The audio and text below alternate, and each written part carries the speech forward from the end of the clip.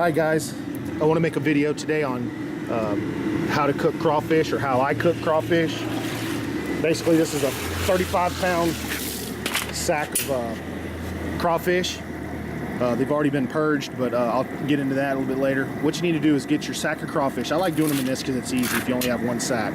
Put them in there, you wash them. You fill this tub up with water, and you keep dipping them in and out of there and cleaning them out until that water is clean. I did that until that water was crystal clear. Then I filled it back up to that and put 1 pound of salt in there. And I'll tell you, that's purging them. And what purging does, purging will get all the get most of the black stuff out of their intestinal tract and things like that. They'll puke and get it all out and make for a cleaner crawfish to eat. And when you peel them and eat them, or ever how you eat them, you'll see that they're cleaner. So basically, I got 1 pound of salt in there, and they've already purged.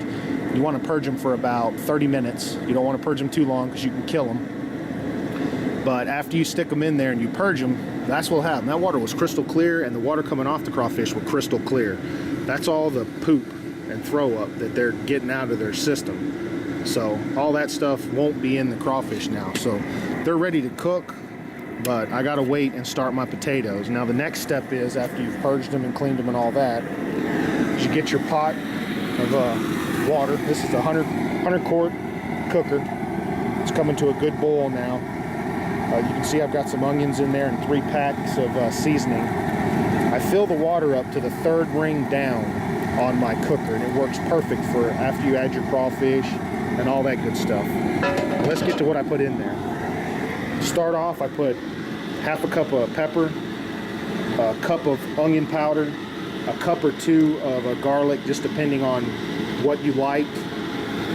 Now mind you, I'm cooking this for my family and my kids, so they don't like it real spicy, so that's how much of the Zatarans I put in there. You can see how big the container is. I put about that much. If you want them real, spicier, you can put a little more. But then I also put 4 of these, really good. I also put 1 pound of this, 1 sack of this, and it's really tasty. It gives a little extra kick to them and gives them an extra seasoning taste. All right. Now there's one thing I don't have here that I normally put in there, and it really makes for a nice flavor, is it's a bottle this size of bay leaves, and I'll put half the container of bay leaves in there, and that's the only thing I don't have that I'm missing. Now what I'm about to do right now is, the water's boiling, so now I'm going to put my sausage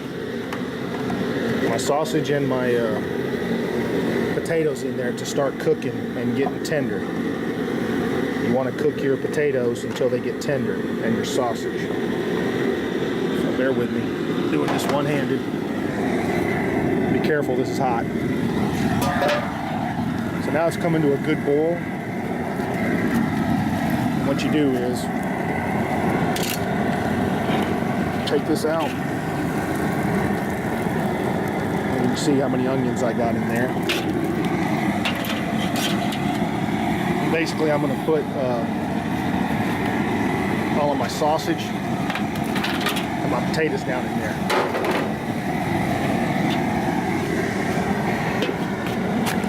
And now that's going to cook for about 15-20 minutes until them potatoes start getting tender.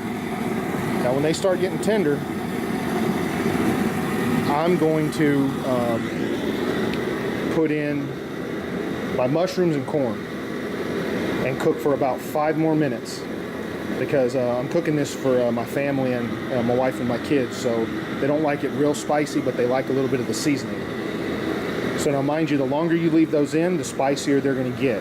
What I'm going to do is I'm going to cook these for about 5 minutes in there, and then I'm going to pull them. I'm going to pull everything out of there and throw that in a cooler. The sausage, all of this, and that will be fully cooked. The potatoes will have good spice. The sausage will, the mushrooms and the corn will as well, but they won't be too hot. Now, mind you, the longer you leave them in, the spicier they'll get. Some people just throw all this stuff in the pot together, and when the potatoes get done, then they throw mushroom, sausage, this in, and the crawfish, cook them, and they all cook in the same pot at the same time. But see, I do mine a little different because, like I said, my kids like them not so spicy, neither do I. So what I'm going to do is like I said, I'm going to throw them in there right before them potatoes are done, let them finish cooking, And then I've got a small cooler here, and I'll throw that stuff in there, and they will stay hot for hours in there. I'll cook my crawfish, and then I'll mix it all together, and then I'll actually pour my crawfish into a cooler too, so they'll stay hot for a long time. My family can eat them all night tonight, and then after a couple hours, I'll pull the plug on the cooler, and that's why I got that ice there. Then I'll throw that ice over the top of the crawfish, and I'll make sure that the plug down at the bottom, that little plug, is unplugged, you know, something like that. And anyways, they'll last for several days on ice, and you can eat them if you know, are a slow eater of crawfish and you want to eat them for a couple days. They'll last at least 2 days on ice. Just keep fresh ice on them, and it'll melt and drain out the bottom, and you won't lose any seasoning on your crawfish. All right, I'll come back when it's the next step. All right, I've checked my potatoes. They're soft now, so I'm going to throw my mushrooms in. Stand back, son. Stand back. And my corn. Get back. Put them over there so they don't splash you.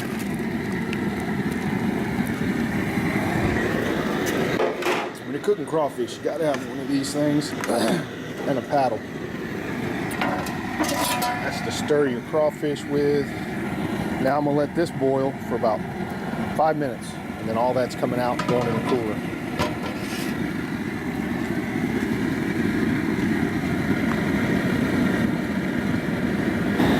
Alright guys, I'm back. My corn and potatoes and all that is cooked perfectly. My mushrooms, my sausage. So now I'm gonna put it in here. When you get it back up to a good boil, then you put about a half a cup of vinegar in it, half to all of that in it, and my lemon juice. I've already thrown it. I've already got the lemon juice in there. So now it's back up to a boil. Really good. Gotta have your paddle, taking your lid off. Now that is up to a really good boil now. I mean, good boil. Now we're gonna set that in there. This is 40 pounds, 35 pounds of crawfish. See if I can do this one-handed. I wouldn't recommend doing it. But anyways, I got it. Set it off in there. Bam. There you go. Now you let your crawfish come to a rolling boil for about, oh, almost forgot. I gotta put my lemons in there. Squeeze your lemons in there. This adds a little more flavor. I put the lemon juice and these. I don't know if it's just because I like the way they look, or I'm just used to having them in there too. I just do. About 6 or 8, plus the one big jug.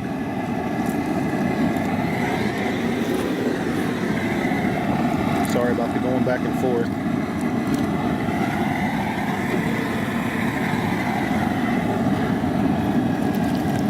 It's only like my second YouTube video, so you got to bear with me. I'll get it right eventually. And there you go. All my seasoning's in there good. Going to come back to a boil, and when it does, then I'll show you guys. I'm back. They've starting to come back to a boil. Now you want to stir them.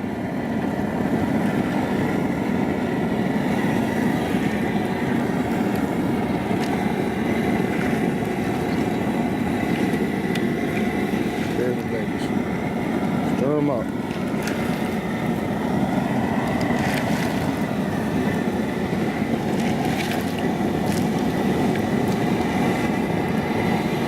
Rubber band won't hurt nobody.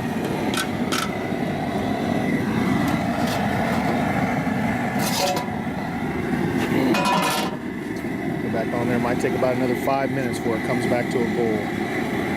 When it comes to a good boil, I'll show you the next step that I do. Alright. I'm going to check them.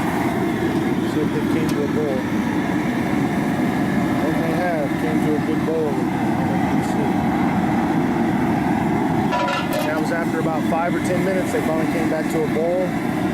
Now you're gonna turn them off. You wanna know what I'm cooking on? I'm cooking on a double jet burner, then just small tanks for your grill. That jet burner costs about 50 bucks. Pot costs about 120. But once you cook your own crawfish, you'll never go buy them anywhere else once you get your recipe down good. All right, guys, this is the final step. You throw about 5, 10, 15 pounds of ice on top of them, and then put the lid back on them. After they came to a boil, you let them set for about 5 minutes and throw a nice big pot of ice on top of there. And what that ice is going to do is it's going to cool off your water, because you don't need your crawfish to cook anymore. They're already cooked after that initial dump in the boiling water, and then the about 5 to 10 minutes to bring it back to a boil, and then when it came to a boil. So they're already cooked. What that ice will do is it will allow your heads and tails to suck up the juice. That ice will lower the temperature of the water, and now it will suck up into your heads and make them really juicy, and your tails really juicy. If you've never tried it, try it. Basically, I filled the whole top of that with ice, but it's already melted. And now I'll just let them set for about 30 minutes, and then I'll start doing like my daughter's already doing, sampling them to see how they taste. And when they get to be the right seasoned level, you take them out. It'll be anywhere between 15 to 45 minutes, just depending on your taste buds. All right, I'll be back when I dump them. All right, guys, I just pulled them out of the cooker, put them in the cooler, and they'll stay hot for hours. All right, enjoy. Thanks for watching. And now everybody's eating. Save the claws. I like taking the claws apart and eating them. How are they, children? Good. They good? How about you, buddy? They good? My son's playing shy.